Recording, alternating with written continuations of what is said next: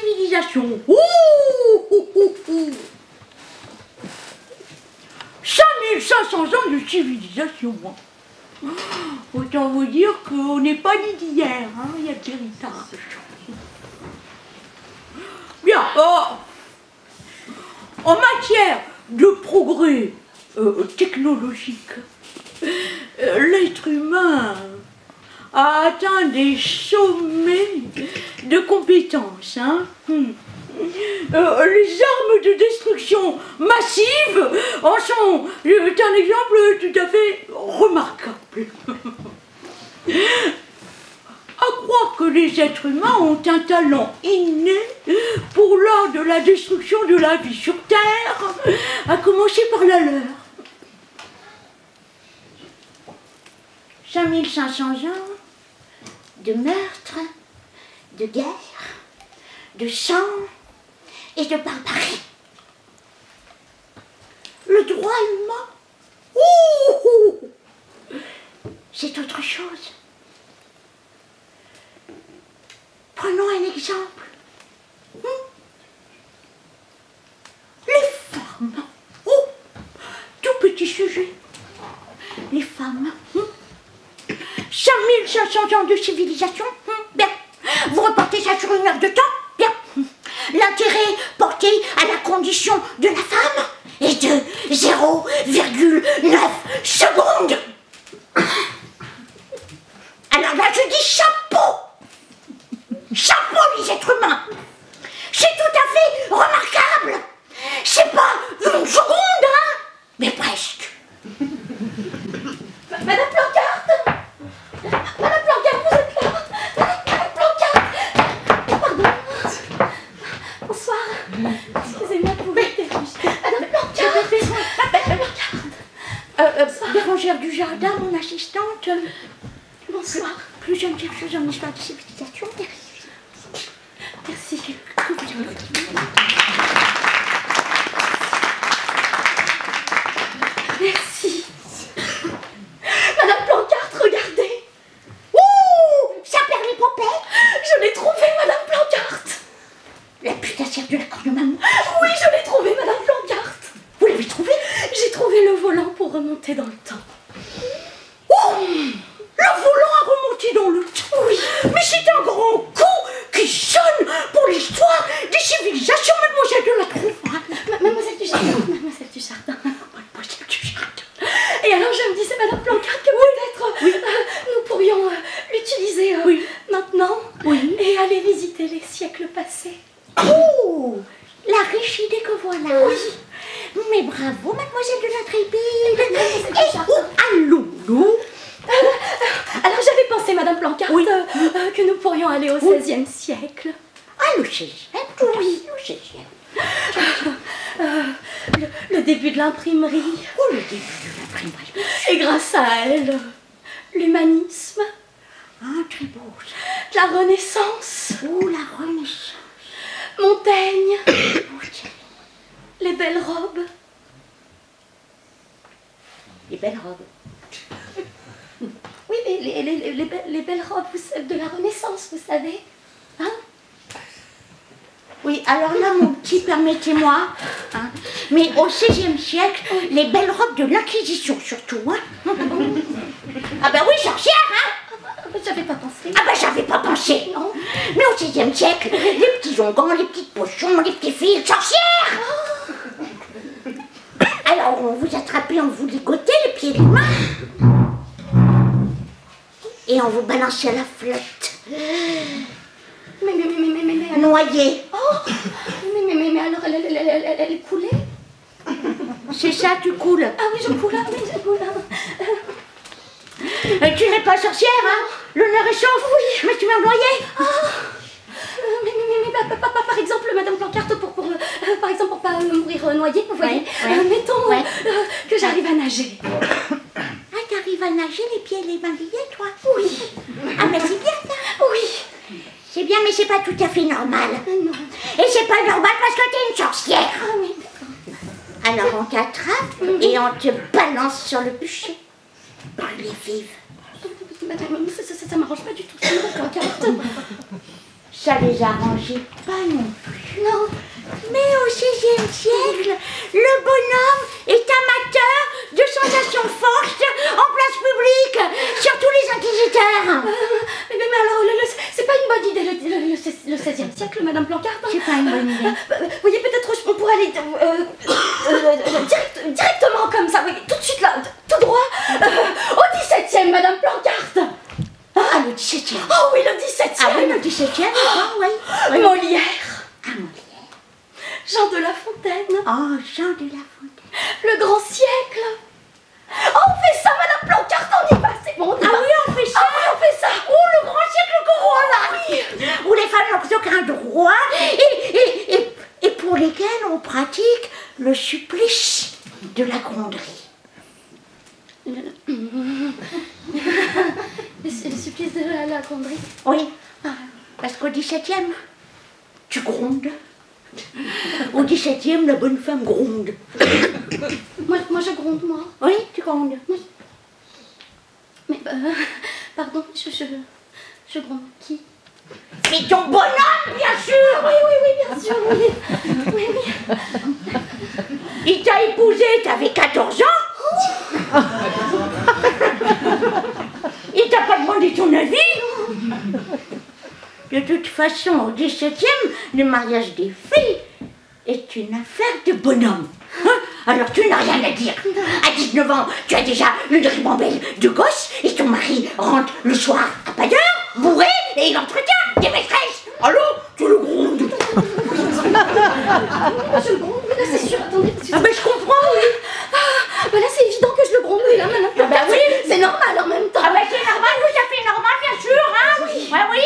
Alors, ton bonhomme, il appelle le juge et il dit « Ma femme m'emmerde ». Alors le juge y réplique « Il faut sur une chaise, il te ligote les pieds et les mains, mais je te manie avec nous ligoter tout de même, hein. » Et il balance plusieurs fois dans l'eau glacée pour te calmer. Tu vas te calmer. Oui, je suis calme, Madame Plancart. Je suis calme. Ah ben ça, on était toutes calmes, hein. Au XVIIe. La bonne femme ne bronche pas. Non, je suis calme, mais là je crois que je fais un petit peu d'hyperventilation quand même. Je comprends. Oui. Attendez, un petit truc. Elle tire mon sang. Oui, alors ça, vous voyez, c'est du bio local. C'est excellent, hein. Alors, que sec, c'est conseillé. C'est très bon pour l'hyperventilation. Oh, c'est fort. Est-ce que, Madame Plancart, est-ce que du coup je pourrais pas aller respirer au 18e, hein? Ah, mais oui, le 18e, bien sûr. Avec Diderot. Ah, Diderot. Voltaire. Ah, c'est bien ça. Rousseau. Oh, le contrat social. Ah, le contrat social. Les grands auteurs. Ah, les philosophes. Oui. Le siècle des Lumières. Oh, c'est bien ça, Madame Plancart. Hein? On fait ça. Ah, oui. Ouh, le siècle éclairé que voilà. Oui, où les femmes n'ont aucun droit. Non. Pas le droit de faire d'études. Ah non. Ah ben ça ne sert à rien. Non. Au 18e, la bonne femme est considérée comme une idiote. Ah oui. Et puis de toute façon, hein, pour chercher les mômes, il n'y a pas besoin d'avoir fait Sciences Po. Non, c'est sûr. Pas le droit de travailler pour un salaire non plus. Non. Ah mais non. Au 18e siècle. Et la bonne femme est jugée incompétente à gérer ses propres biens. Voilà. Alors, l'argent va directement dans les poches de ton bonhomme. Voilà. Pas de carte d'identité non plus. Tu n'en as pas besoin au 18e. Au 18e, tu es fille de ou femme de. Voilà. Hein? Voilà. Alors, ça appartient à ton père, à ton beau-père, à ton grand-père, à ton oncle, à ton frère, à ton beau-frère, à ton cousin, au curé, on s'en fout. Mais certainement pas toi. Mais, voilà. C'est pas tout à fait normal, ça, madame Plancarte. C'est pas du tout normal. Ah, mais voilà. Mais au 18e, c'est tout à fait normal. Je me posais une question, madame Plancarte. Oui. Oui. Je me demandais, par exemple, qui fait les lois? Ouh, la bonne question que voilà. Oui, mademoiselle de la pertinence. C'est vrai ça? Qui fait les lois? J'adore. Mais les bonhommes, bien sûr. Ah bah oui. Mais c'est comme ça, hein. Alors, 16e, 17e, 18e, 19e, 20e. Oh, le 20e. Ah, le 20e. Mais encore, hein. Qui file direct à la moitié. 1944. Le droit de vote. Ah, merci, Charles. Merci, Charles. Et ne croyez pas qu'il fut plus progressiste que les autres. Certainement pas. Non. En 1944, la France, le pays des droits de l'homme, faisait piètre figure en matière de droits de vote des femmes. Ah oui, mais vous avez tout à fait raison, madame Plancarte, tout à fait. Parce qu'alors, par exemple, prenons la Norvège, par exemple. Hein, les femmes ont obtenu le droit de vote en Norvège en 1913. Tout à fait, voilà. 1928 en Angleterre, hein, grâce aux suffragettes. Merci les suffragettes. Merci les suffragettes. Et en Turquie, madame Plancarte, les femmes ont obtenu le droit de vote en 1934 en Turquie, soit 10 ans avant la France, hein, quand même. Sans compter que pendant la guerre, les bonnes femmes étaient allées aux usines et elles avaient fait tourner le pays. Alors ils nous ont donné le droit de vote. Merci, Charles. Merci, Charles. Merci. 1947, première femme ministre. Ah oui, je sais, Germaine Poinceau. Bravo, mademoiselle, tu es la bonne élève. Ça me touche beaucoup. Parce que ça... Germaine Poinceau, hein, qui la connaît, les Charles, les Louis, les Henri, les Philippe, les Auguste, les Napoléon et les Bonaparte, il y en a plein les livres d'histoire. Mais la Germaine Poinceau, qui s'en souvient?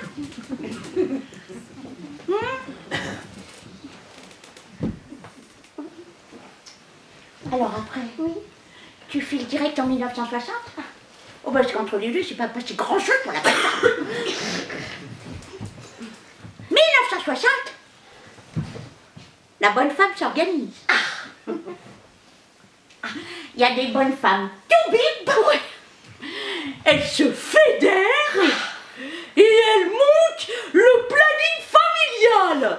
Merci le planning familial. Merci. Comme ça, hein, le planning familial. D'habitude, il y a un petit applaudissement, mais bon. Merci le planning. Merci.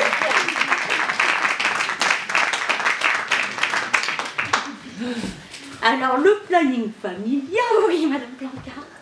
et j'emmène en Angleterre et en Hollande les bonnes femmes se faire retirer le 10e lardon qu'elles ont dans le placard. En Angleterre et en Hollande, vous dites?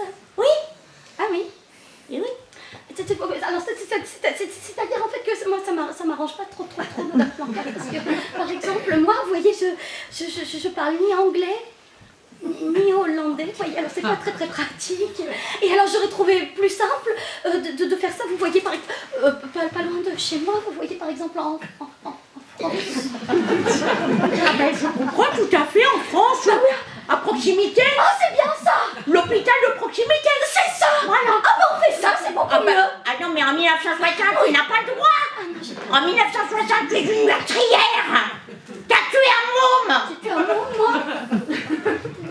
Et la faiseuse d'ange qui t'a fait passer le 12e polichinelle du placard, elle part avec toi en tôle quand c'est pas la guillotine. Oh, mais c'est terrible ça, Madame Blancart. C'est tout à fait terrible. Oui. D'autant plus qu'en 1960, en matière de contraception, nous n'avions pas grand-chose. Non. La capote anglaise, tout au plus. La capote anglaise. Le préservatif. Ah, mais oui, bien sûr. Ah, ben oui, ben je vois, oui. Ah, ben oui, je vois, oui. Ah, vous voyez? Oui, je vois. Ah, bah, vous connaissez comme moi le problème du préservatif pour le bonhomme. Oui, mais enfin, c'est pas tout à fait ça, c'est pas complètement. En fait, c'est simple, en fait. Mais parce qu'en fait, alors, le problème avec le préservatif, oui, pas compliqué, c'est que. Oui, voyez, Madame Blancart, alors, parce que déjà, il faut le. Voilà, alors, déjà, il faut. Et ça, c'est pas toujours. Voilà. Et alors, une fois que. Alors, voilà. Et là, il faut. Alors, voilà. Attendez, il faut. En fait, vous voyez, vous le. Comme ça. Et alors, on prend le. Voilà. Et alors là, c'est là que c'est un peu délicat, parce qu'il faut. Oui. Comme ça. Et là, des fois, ça, en fait, ça bloque. Voilà. Et là, comme ça. Voilà. Et alors là, ça bloque. Voilà. Et ça empêche. Et ça crée un problème. Voilà. Ça crée un problème. Ça crée un problème de sensation, là, Madame Blancart. Voilà, c'est ça, il y a un problème de sensation. Madame Blancart, il y a un problème de sensation. Oui, c'est ça. Pour qui? Pour le bonhomme. Il y a un problème de sensation pour le bonhomme. Oui. Et qu'est-ce qui se passe quand le bonhomme a un problème de sensation? Ça le rend grognon. Ça le rend grognon. C'est ça. Et le bonhomme grognon, je ne le conseille pas. Non. Bon, alors là, tu files en 1974, hein? D'accord. Merci, Simone. Merci, Simone.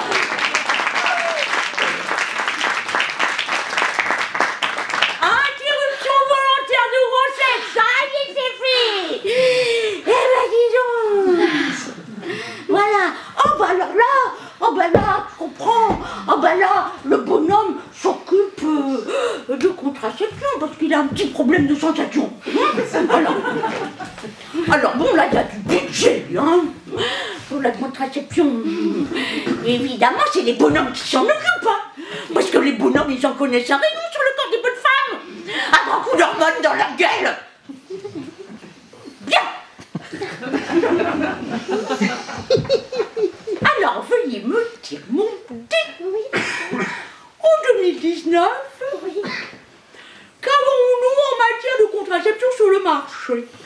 Eh bien, Madame Blancart, nous avons par exemple la pilule. Hein? Ah, ben c'est très bien ça. Ah. Eh oui. C'est très bien ça, oui. pilule. Ah oui. Ah, oh. Risque éventuel de cancer du col de l'utérus pour la bonne femme. Éventuellement un cancer du sein, éventuellement. Ah, mais pour le bonhomme, oui. Sensation idéale garantie. Non, mais il n'y a pas que ça. Hein. Ah bon? Pas que la pilule. Non, il n'y a pas. Ah, il y a aussi le stérilet, ça, Madame Blancart. Ah, c'est très bien ça, le stérilet. Ah, le stérilet, c'est très bien. Oui. Le stérilet, c'est très bien.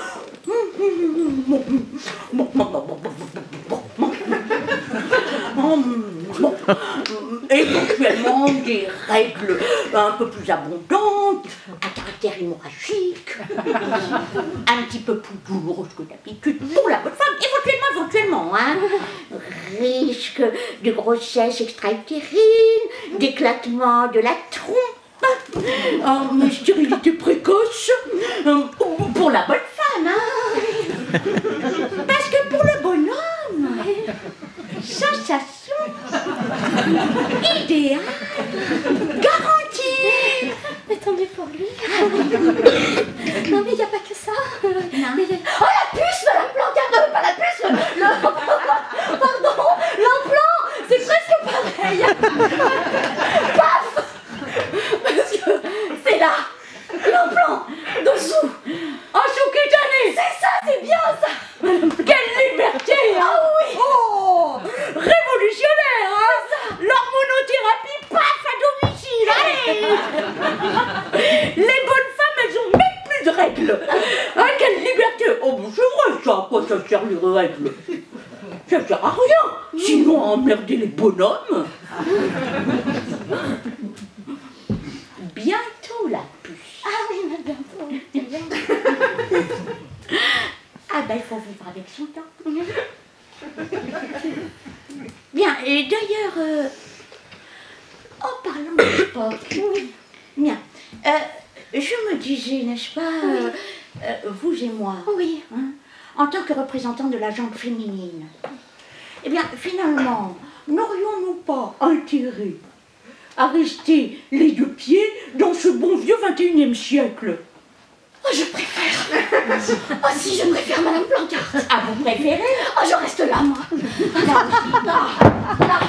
Moi, Ah, moi, là. hein, là. Là, c'est bien, là. Eh oui, parce que quand on y pense, les études, C'est fait. c'est fait. La carte d'identité, C'est fait. c'est fait. Et le droit de vote, C'est fait. l'interruption volontaire de grossesse, C'est fait. et oui, la contraception, C'est fait. oui, oui, l'autorité parentale conjointe, C'est fait. allez, on y va là.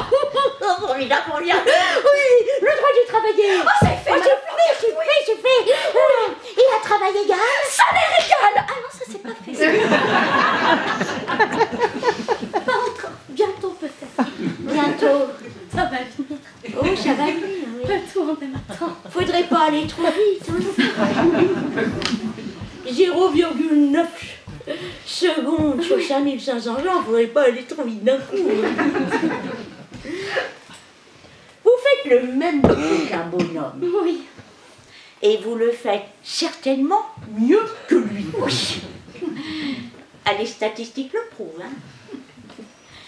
La bonne femme est beaucoup plus consciencieuse. Oui. Eh bien, vous êtes payé 20 à 30% de moins. Ah, quand même. Ah, c'est énorme, hein, Madame Plancarte. Et je ne vous parle pas de toutes les femmes de par le monde, mineures de préférence, mariées de force, voilées de force, volées, vendues, excisées, prostituées, esclavagisées, battues, violées. Ah non. Remarquez, chez nous aussi. Mais chez nous, les violeurs sont condamnés un petit peu. Hein? 3-4 ans avec sursis, ils en font 1 ou 2. La bonne femme, elle a sa vie qui est bousillée. Et la société patriarcale se charge de lui faire savoir qu'elle est un petit peu responsable de ce qui lui est arrivé. Hein? Parce que toujours là, elle avait la jupe un petit peu trop courte. Et c'est bien connu des bonhommes. Quand une bonne femme a la jupe ras-le-bonbon, elle n'a qu'une envie, c'est de se faire violer. Et je ne vous parle pas de toutes les femmes qui meurent sous les coups de leur conjoint. En France, 4 femmes par mois en 2019. Meurtre de violence conjugale, du meurtre quotidien, ordinaire, à côté de chez soi. Ménage. Le meurtre quotidien. Ah oui. Ménager. C'est drôle ça. Moi je pense, Madame Plancarte. Ah ben là, faut penser. Ah mais là je pense, la Là, Madame il n'y a plus Plancarte. qu'à penser. Ah mais là je pense, la Madame Plancarte. Ah oui, là, il faut qu'elle... Là, moi je pense, Madame Plancarte. Il faut y aller, hein. Moi je pense, oui. Pourquoi pas hein, inscrire nos filles au dessin. Oui, pourquoi pas. Et à la danse classique. Ah oui, c'est charmant. Au piano. Oui, pourquoi pas. Mais moi je pense que ça il faut arrêter, Madame Plancarte. Hein? Et que nos filles, il faut les inscrire au judo, au karaté, hein, à la boxe française, à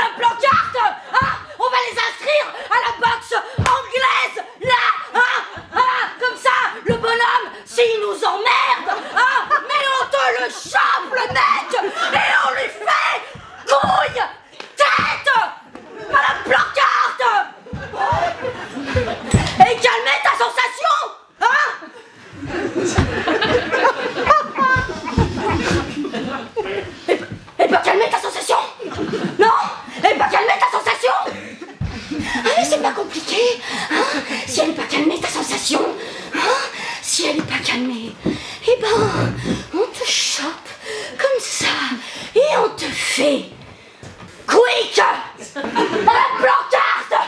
Oh, j'hyperventile. Oh là là. Oh, j'hyperventile.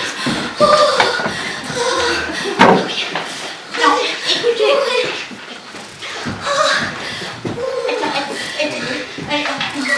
Attendez, j'ai ce qu'il vous faut. Oui. Allez, voilà. Non, mais...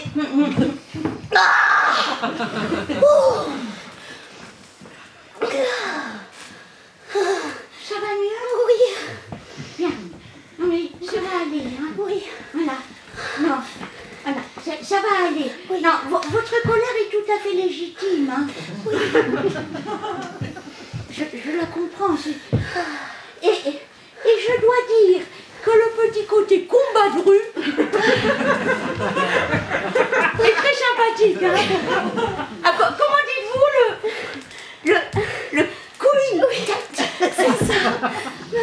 Ah, le couille-tête est révolutionnaire. Oui. Ça en garde, hein?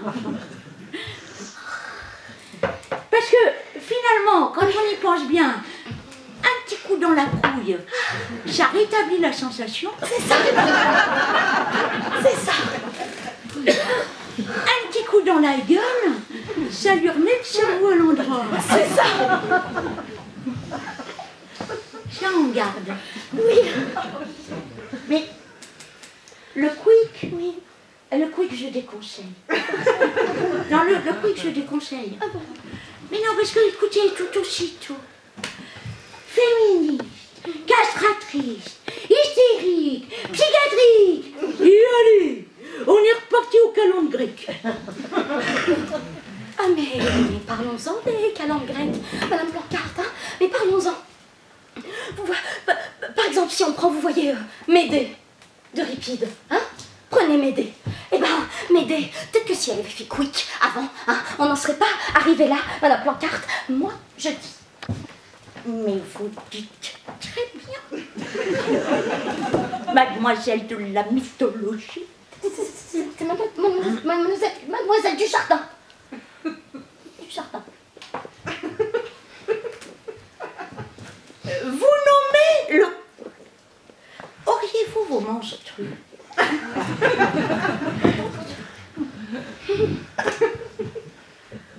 Vous nommez le grand Euripide, hein? Ce visionnaire, Oui. ce féministe avant-gardiste, lequel, avec son texte Médée, vient illustrer de façon tout à fait lumineuse notre propos. Et je vous invite à poursuivre.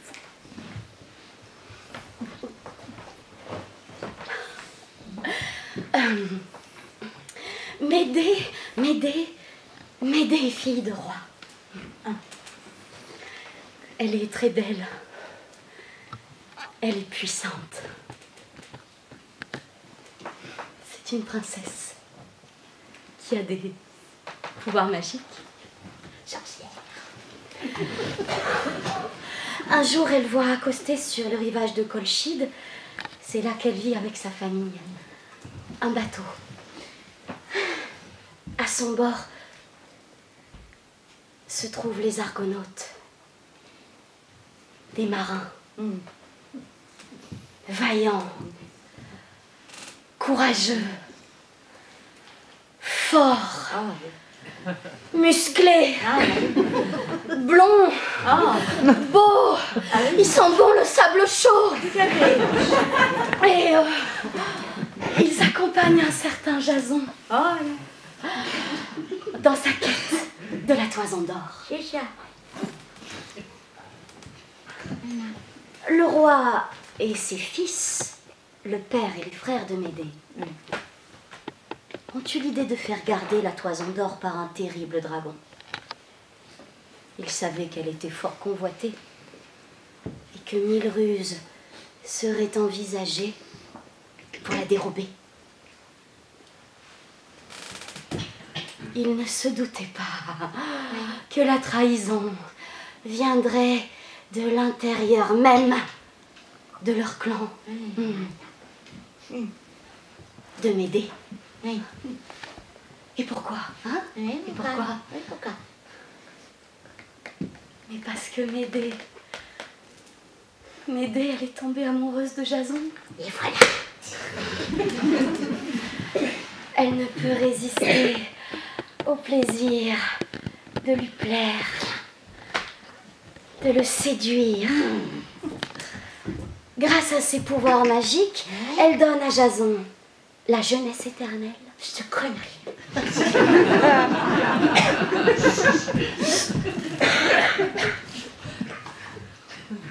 La force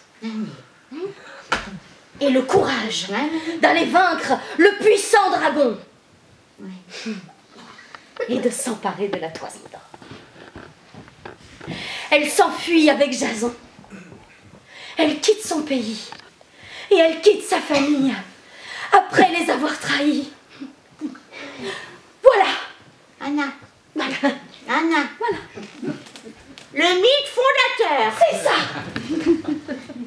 Le premier sacrifice de la femme pour l'homme qu'elle aime. Et depuis, on est dans la merde. Mais les bonnes femmes ont une prédisposition à se sacrifier et à tout donner, absolument insupportable. Mais vous allez arrêter de vous sacrifier. Ça ne sert à rien, ça emmerde tout le monde. Ça ne rend service à personne et ça nous accable. Oh, mais je m'égare. Oui. Poursuivez. Oui. Il s'enfuit. Voilà. Et Médée, bien que triste de laisser sa famille de manière si peu honorable, est transportée de joie, amoureuse auprès de son beau Jason. Oh, c'est beau.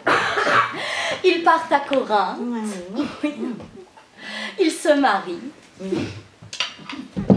C'est un magnifique mariage d'amour. Ils sont admirés de tous. Et ils ont 2 beaux enfants. Et ils vivent heureux. C'est un conte de fées. Oui, ils sont heureux, Madame Plancarte. Ils sont heureux. Heureux. Oh, ils sont heureux. Ah oui, heureux, vraiment. Oh, on est dans le sucre d'orge. C'est ça. Oui. Heureux. Heureux, Madame Plancarte. Oui, ils sont heureux. Ils sont très heureux. Et jusqu'à quand? Bah, jusqu'à... Oui. C'est vrai qu'à un moment donné, ça se gâte un peu. Ça se gâte un peu. Oui, ça se gâte un peu. Mais pourquoi? Parce que Médée n'est plus aussi jeune. Oh, mais tu n'es plus aussi jeune. C'est ballot tout de même. Si, tiens beaucoup. Voilà. Ah oui, mais tu n'es plus aussi jeune. Et pourquoi donc? Parce que tout simplement, elle... Oui? Parce qu'elle vieillit. Oh, elle vieillit. Oh, mais bien sûr, elle vieillit. Mais oui. Bah oui. Et Jason? Jason, il vieillit aussi, alors oui. Bah non. Ah bah non. Non, tiens, pourquoi il vieillit pas, Jason?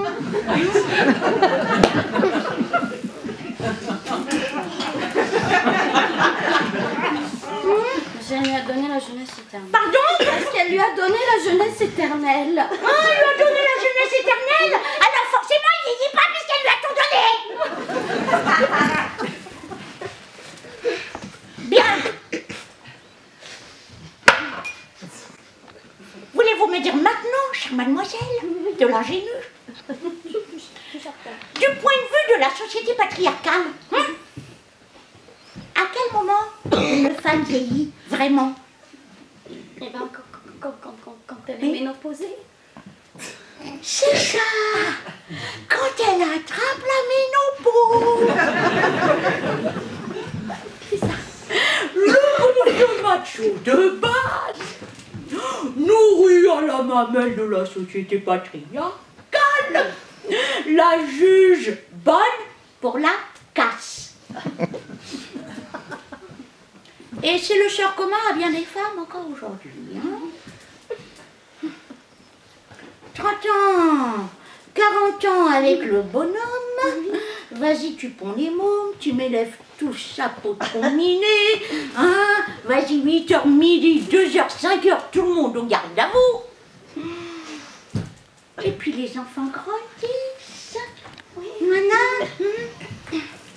Ils quittent le domicile familial, ce qui est bien normal.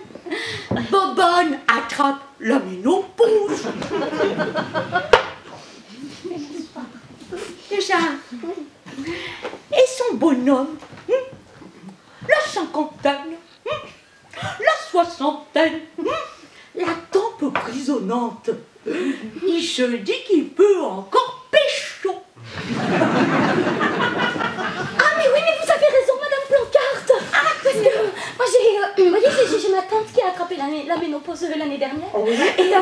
Et mon oncle, il a pécho, comme vous dites. Ah tiens, il a pécho une femme plus jeune. Oh, plus jeune. Oui. Ah mais, combien plus jeune? Oh bah, 20 ans. Oh, le chaud lapin. Oui. Et alors, vous savez, il s'est mis comme ça, vous savez, à faire du sport comme ça, voilà. À s'entretenir. Et quand il emmenait sa fiancée au restaurant, le serveur arrivé lui disait votre fille reprendra bien un petit café. Et lui, ça le flatte. Oui, c'est ça. Oui. C'est ça. Bien. Maintenant, vous mettez la tata ménopausée à la place du tonton, hein. La tata ménopausée qui pécho un gars de 20 ans de moins qu'elle. Oui. Tout aussitôt, la cougar. Elle refuse de vieillir. Elle est ridicule. Ah mais du point de vue de la société patriarcale, un homme peut avoir une femme de 20 ans de moins que lui. Une femme, c'est pas gagné. Ah non. Surtout quand elle a attrapé la ménopause. Ah oui. C'est ça, c'est ça. Ah, d'accord. Bien. Médée. Oui. Médée, hein? Elle attrape la ménopause. Oui. C'est ça. Bien. La ménopause. Elle se fait plaquer par Jason. C'est ça. Pour une plus belle, plus jeune. L'histoire de votre tonton et de votre caca. Oui, presque. Enfin, quand même, Médée, c'est pas n'importe qui. Quand même. Ah ben, certainement. Oui, ça n'est pas n'importe qui. Et Jason ne le sait pas bien encore. Mais elle va se charger de le faire savoir, hein. Médée, humiliée, bafouée,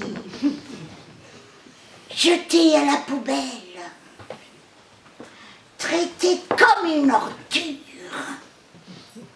Elle voit rouge. Tout à fait. Elle voit rouge grec, Madame Plancarte. Oh, c'est excellent. Oui. Elle voit rouge grec. Elle voit rouge grec. Et elle dit à Jason, nos enfants sont comme le joug de bois dur pour les vaches. Vous les hommes, vous nous les mettez au cou pour nous assujettir, nous soumettre, afin de mieux nous traire et nous monter. Jason, tu m'as humilié, tu m'as bafoué, tu m'as fait endurer de terribles souffrances. je te rends l'appareil. Oui, en te faisant vivre la pire des douleurs. Je tue ta future épouse. Je tue ton beau-père. Et je tue tes enfants. Et là, elle s'élève sur un char ailé.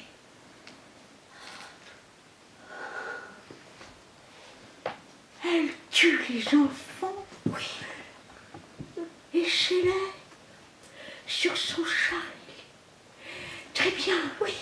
C'est là que notre enquête commence. Mademoiselle de la détective, veuillez me dire, que pouvons-nous dire de l'enfance, n'est-ce pas? Que signifie cette période pour le petit homme? Eh bien, Madame Plancart, nous pouvons dire que l'enfance représente le fruit qui n'a pas encore mûri. Tout à fait. Cette période d'insouciance, puérile, naïve, où il est indispensable d'avoir un accompagnement, une tutelle, une prise en charge par plus grand que soi, par un adulte, Madame Plancart. C'est ça. C'est tout à fait ça, n'est-ce pas? Cette période de la vie où nous avons besoin d'une prise en charge par plus grand que nous, les adultes, bien sûr, jusqu'à déployer nos ailes et répondre par nous-mêmes à notre autonomie. C'est ça. Très bien. Restez sous l'éclairage du symbole, mademoiselle, et veuillez me dire maintenant, comment interpréter l'acte d'infanticide posé par Médée? Quel en est le sens caché du point de vue symbolique, mademoiselle? L'infanticide, dans le mythe de Médée, Madame Plancart, ne serait peut-être pas le meurtre primaire de la vengeance et de la jalousie. Non, mais il symbolise l'état d'injuste soumission dans lequel sont maintenues les femmes dans la société patriarcale et la nécessité qu'elles ont de s'en extraire. Tout à fait. Oui, c'est ça. La nécessité dans laquelle elles sont de s'en extraire. L'infanticide n'est pas le meurtre cruel et barbare d'une femme devenue folle de jalousie. Ça, c'est le discours range et rétrograde des historiens de la société patriarcale. Les femmes, des psychiatriques, des hystériques, des castratrices. L'infanticide représente la nécessité dans laquelle sont les femmes d'anéantir la société patriarcale. Cette société qui les brime, qui les empêche de grandir. En leur refusant une identité propre. Tout à fait. En leur refusant l'accès aux études supérieures. Tout à fait. En leur refusant un salaire ou en le diminuant par rapport à celui d'un homme. En les limitant au rôle de servante de l'homme et de reproductrice. Pas de salaire. Pas de salaire. Pas d'indépendance. Pas d'indépendance. Pas de liberté de choix. Aucune liberté de choix. C'est ça. Le char de Médée s'élève et sonne l'heure de la révolte des femmes. Et elle dit: femme, libère-toi. Libère-toi. Libère-toi et ne te laisse pas soumettre. Ne te laisse pas soumettre. Alors tu retrouveras ta dignité et tu rendras à l'homme la sienne. Tout à fait. Tu lui donneras la force, le courage pour accompagner pour construire, pour épauler, oui, pour soutenir. Tu lui rendras la noblesse du cœur qui fait des hommes les preux chevaliers servant de leur gente dame. Voilà, c'est ça le véritable amour. Oh, mademoiselle de la Fervin, mais comme c'est bien dit. Oui. Oh, les preux chevaliers servant de leur gente dame. Mais que c'est beau. Et non pas ces vils et grossiers personnages qui rotent et qui pètent à table. Quand c'est pas dans le plumard. Les luttes féministes sont les luttes progressistes, au cœur même des luttes sociales. Elles concernent l'ensemble des citoyens, les hommes et les femmes, tous ensemble, pour plus d'équité, d'égalité, d'humanisme. Elles sont un vecteur de prise de conscience et d'ouverture du cœur pour tous.